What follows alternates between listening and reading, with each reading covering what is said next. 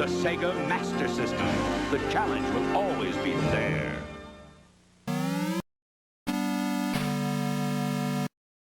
Hey folks, Crazy Climber 80 here again, and this time we're going to look at game number 13 in our 20 from the Sega Master System series, and this game features Sega's first mascot by the name of Alex Kidd, and this is a spoof of the game Shinobi, and this is called Alex Kidd in Shinobi World. This was created by Sega in 1990 for the Sega Master System, and the story goes that you are Alex Kidd, and he's kind of a monkey-looking boy, and his girlfriend gets abducted from him, and he has a little cartoony spaz-out moment. And the spirit of some samurai appears before him, and he enters Alex Kidd's body to give him special abilities to try to get his girlfriend back.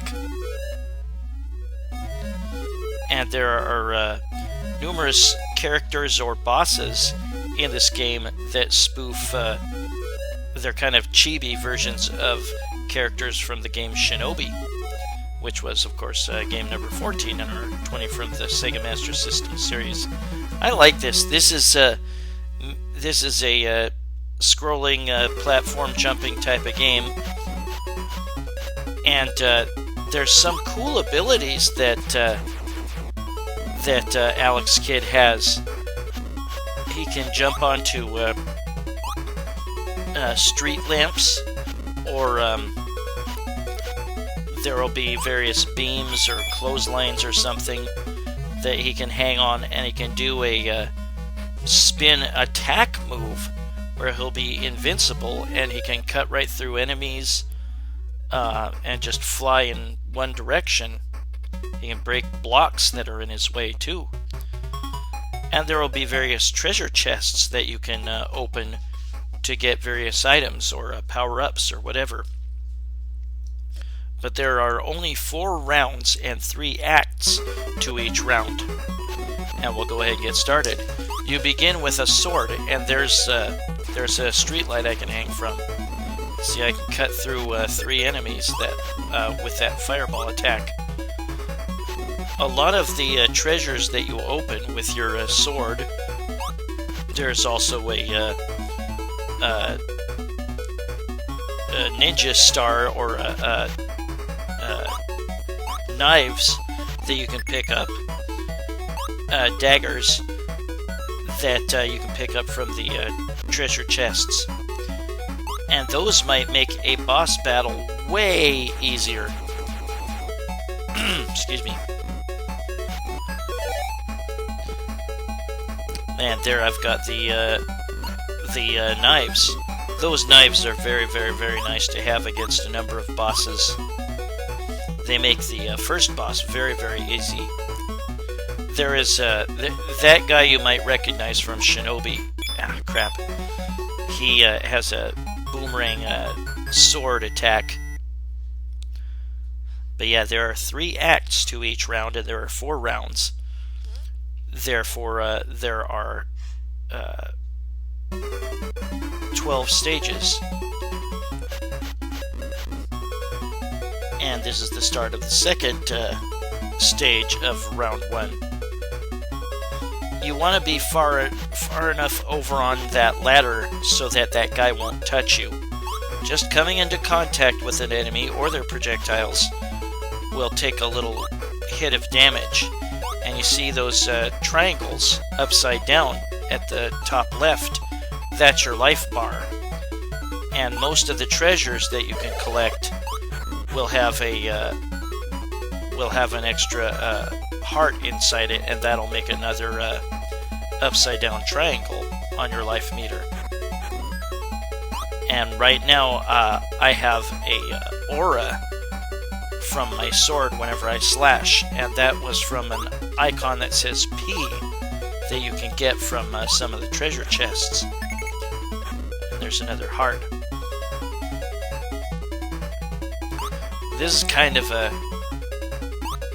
like a construction site, or it kind of appears that way to me. Some of the enemies can throw shurikens, and you can deflect them with your sword aura.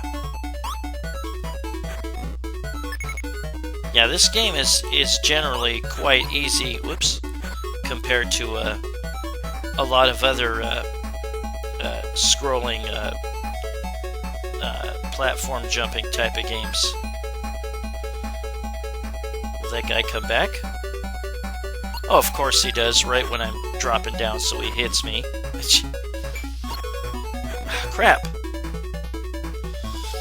Now here is where I can make use of the of one of those little beams that you can hang on and do your spin attack or your fireball attack or whatever it's called. These golden bricks you can break with your sword even if you're standing on top of the bricks. You can cut them with your regular sword or the sword with the aura around it. And here is where you can do a wall jump. It's very hard to get used to, but you just do a back and forth motion with the controller and keep hitting the jump button, or at least that's how I remember doing it. It just takes a while to get used to. Fortunately, there's not very many areas in the game where you really need to do that. And this, you don't really have to do that. That's an optional area. It did get me the knives, which are very useful. And here, I'm going to do the fireball thing and cut right through a whole bunch of bricks. You'll need to hold left if you want to get onto that ledge there. But that is a cool trick. And you stand on top of the beam, you press the beam, and you press down and jump, and then you hold the attack button until he spins into a fireball, and then you let go.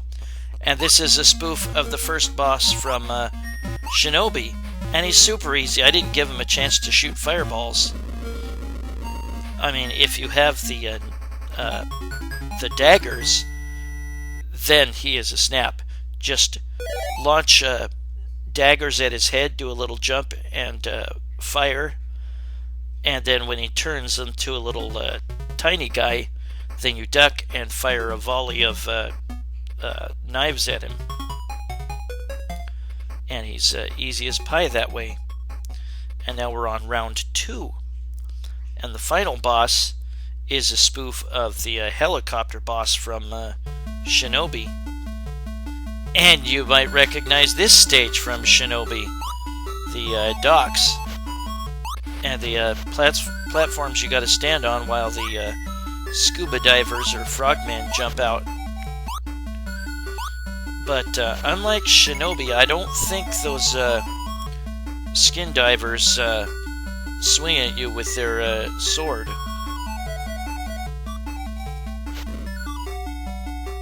Excuse me. Well, hope you're managing to stay dry if you're having poor weather.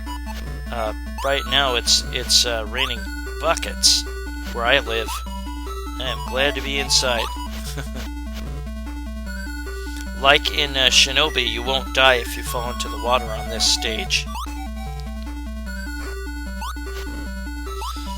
Yeah, this game is fairly easy. The later stages might be somewhat challenging. There will be certain rooms you can enter that'll be optional, and you might be able to get extra treasure chests that way. Well, you usually will. You don't get anything from those golden bricks that you destroy.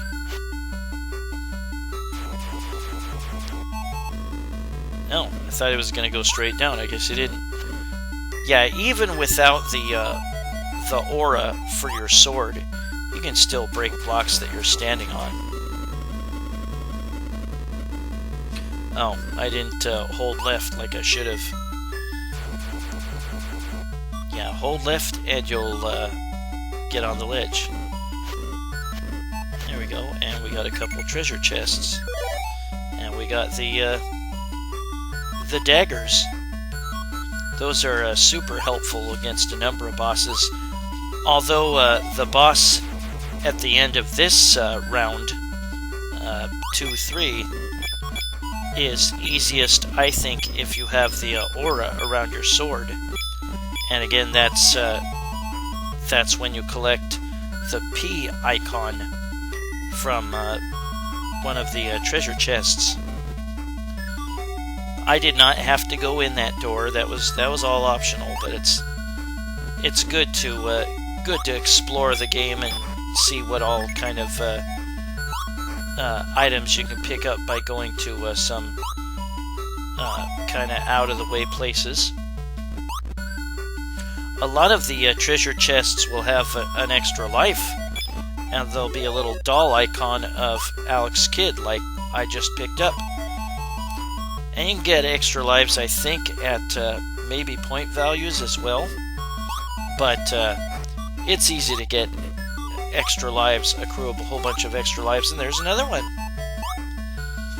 It won't disappear unless you go off screen, I don't think. And then here's a couple more areas I can go to. If you go up top, then you'll just go out, reappear at the door on the ship that we saw earlier, just above where I went in. Damn it! Sometimes the very, very rarely you will be able to get ninja magic that was in Shinobi, the multiple hurricane or whatever the heck that was. But yeah, you won't be able to get any items from the golden bricks.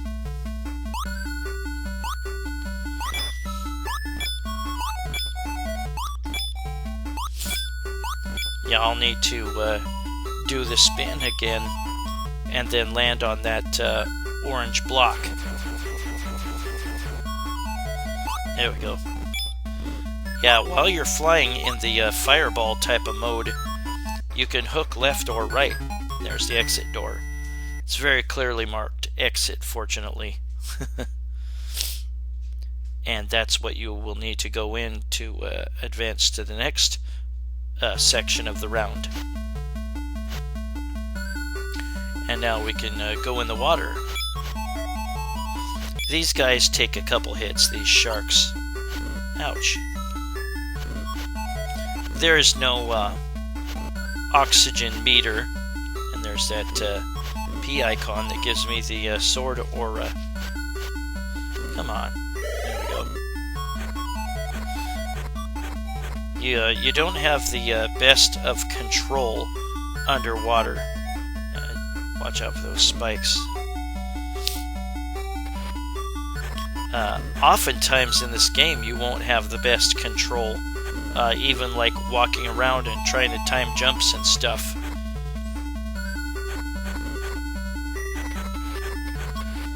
But the game is still fun. I love the idea of parodying Shinobi.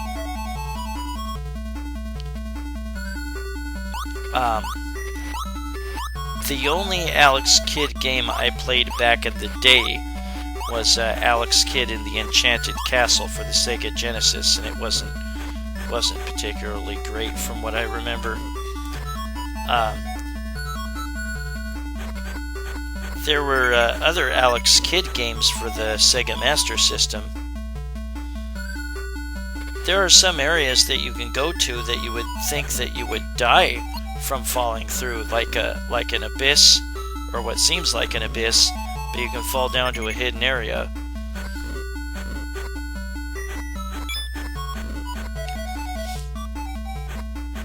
But damn it, there are definitely some out-of-the-way areas that if you decide to go that way, it can be very beneficial for you, because there can be some nice treasures with extra hearts, or extra lives, like there, or daggers, or that one ninja magic. There aren't other types of the ninja magic. There's just that one tornado one.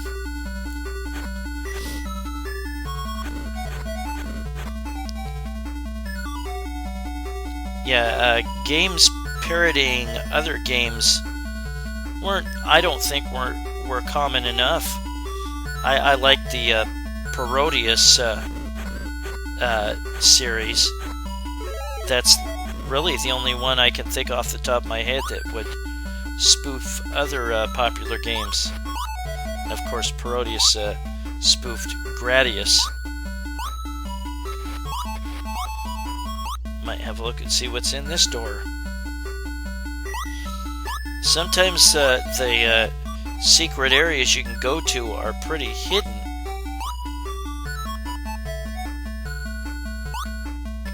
There's another treasure. Let's see what's in there. I think that might have been extra life. I couldn't tell. I picked it up too fast. Sometimes you'll be able to walk on top of walls, or you'll be able to crawl through hidden walls or false walls, and you can't really tell right away.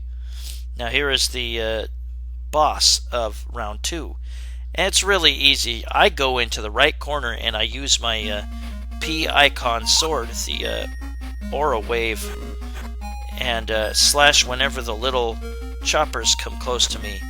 And when you've beaten enough choppers, the stage ends. You do not have to strike the that vehicle. See, that's that. That was easy. It's a hell of a lot easier than the helicopter boss in Shinobi. You will get a bonus for beating the boss, and you can get extra points for not incurring any damage against him. You can also get a special bonus for not incurring any damage from the whole round.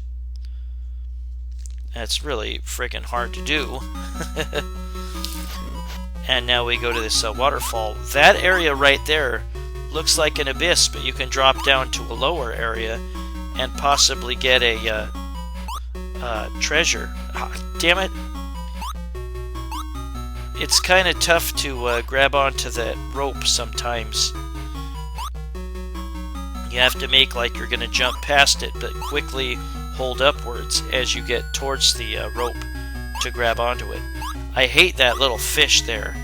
Keeps hopping around.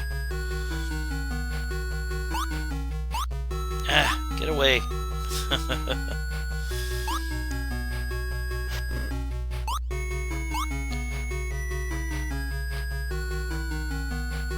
But yeah, those little bamboo pieces at the bottom, those are spikes. This thing, I'm not sure what it is, but you can't kill it, and it'll hurt you if you touch it.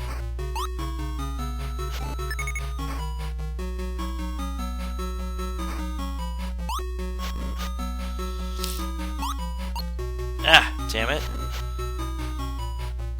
Yeah, sometimes that thing will fly over you and drop lightning bolts down on you, and sometimes it won't. Sometimes it'll just, like, dive at you when you get close. Damn it! Shit! Oh, thank God. I got a heart icon back. I think it's like maybe 7 is the maximum of energy digits that you can have. Ah, damn it! Yeah. If you have the magic and there's a even slightly difficult path ahead of you, plow forward while you've got the magic going, and you won't take any damage.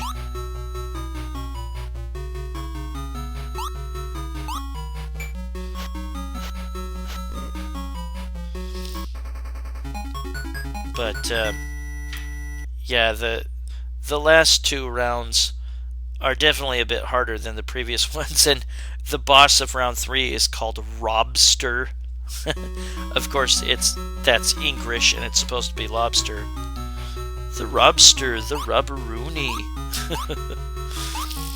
But this round takes place in a cave, and here you can bypass a good portion of it by going inside the wall and inside the ceiling, past all these falling spikes.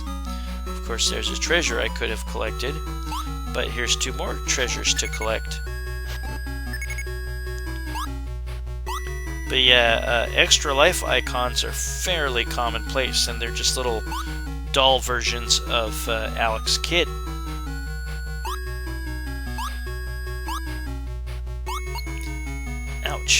Little lava drips.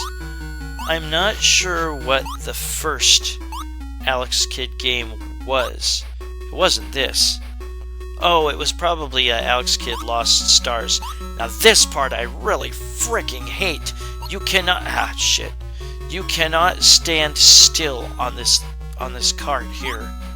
You will fall right off. You have to move with its direction that it's moving. A little bit at a time. If you move too fast, you'll fall right off. Oh, shit. Yeah, that's something I just have to get used to. But fortunately, it's only this part in the whole game, I believe, that has the wheeled carts. Robster.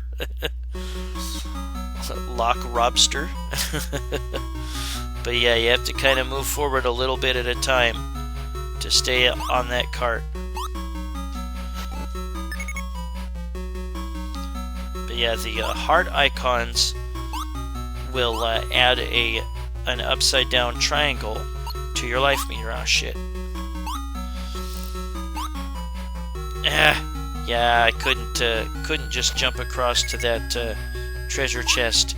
I think you had to grab the vine and then drop off to the right. My timing was not good there. Or there. Crap. And you have to speed across this because it's sinking.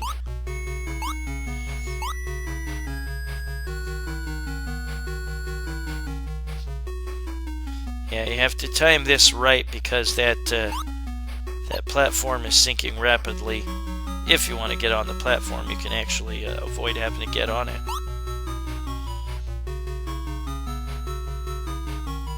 Here's the often used fireballs jumping out of the lava scenario. And now I have to face Lock Robster. And he can be kind of a pain. You want to hit him as he jumps. And he fires out all these potato chips?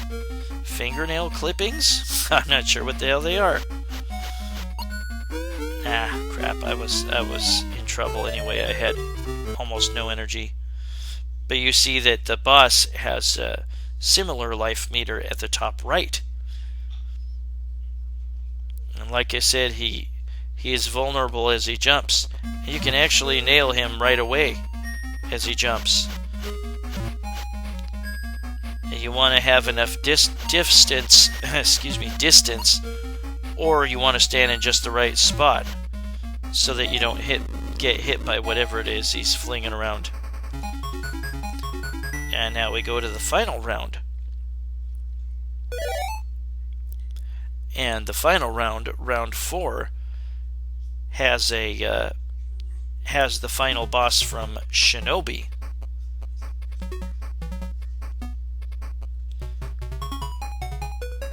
And I think his name was Hanzo? Yeah, Hanzo.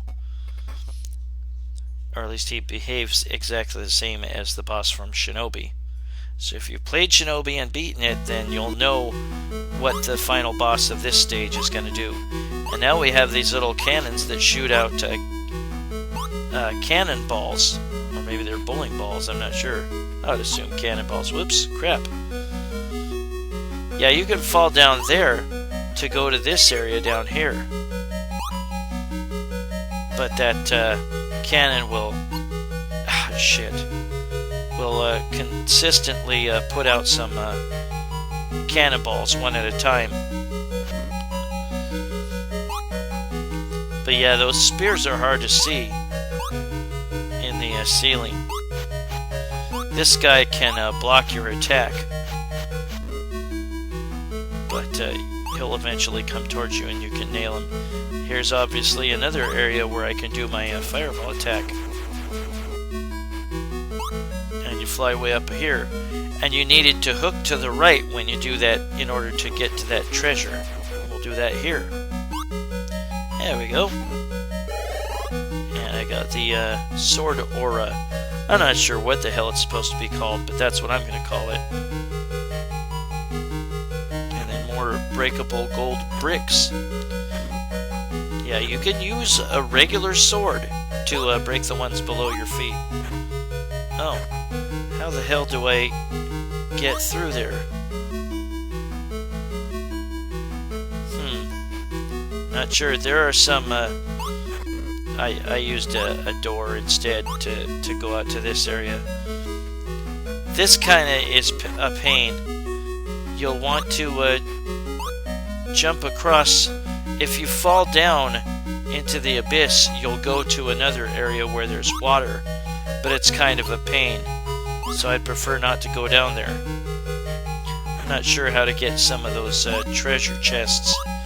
This is kind of a worthwhile game to try to play around with and see how you can get to some of the other areas that are tough to get to.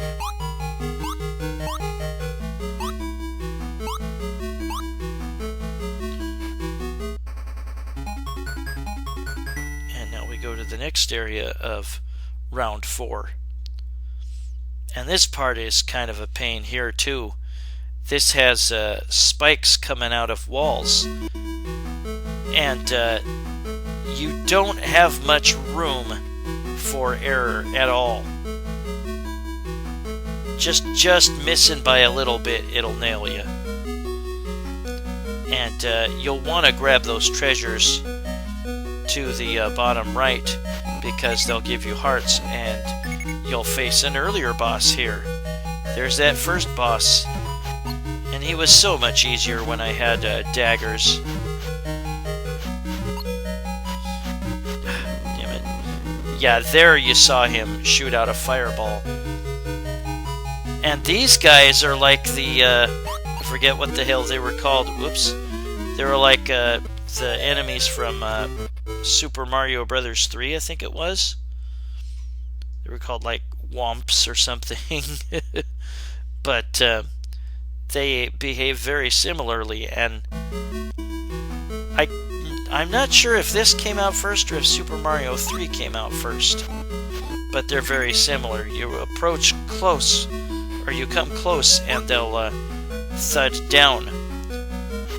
And there's the Robster again. The Rubberoonie, the Rubsteroonie. Really a dumb skit from Saturday Night Live with Rob Schneider in it. And now this part is similar to the annoying appearing and disappearing blocks from Mega Man. Except here you have these 2 diamonds that can hurt you. Whoa. And you'll need to keep jumping on the platforms as they appear. And then jump over to the door and go in. And that's the end of that. And now we're going to face the final boss of the whole game. Hanzo. And yeah, he has multiple forms. First off, he has a little shield that appears around him. But once it disappears, then you need to quickly attack him.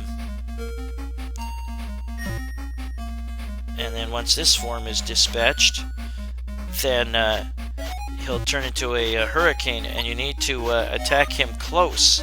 I like to duck and attack. And eventually you'll take out his hurricane form, and now he will split up into ghost parts. Ah, crap. And you'll need to hit the non-ghost part. Is that it? Boy, that was quick, wasn't it? Well, that is the end of Alex Kidd in Shinobi World. And there I get my girlfriend back. And the samurai spirit leaves my body, so I can return to normal.